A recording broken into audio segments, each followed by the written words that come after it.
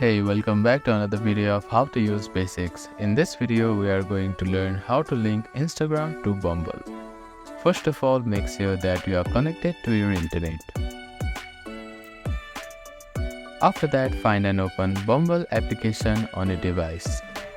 Make sure that you are logged into your account. Now, you need to click on profile icon, which is at the bottom left corner of your screen. After that, you can click on your profile here. Now, click on Edit Profile button. After that, scroll down to the bottom of this page and you can see Connected Accounts option. Now, click on Connect Your Instagram option here. You will see small add button. After that, you will be redirected to the Instagram page. Here, you need to type in your information here.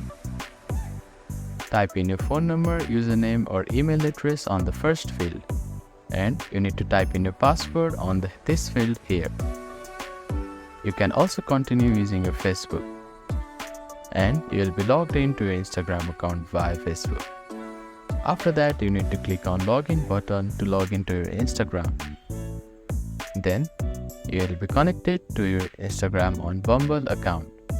Thank you for watching this video. Please do not forget to like, share and subscribe to our channel and comment down if you have any queries.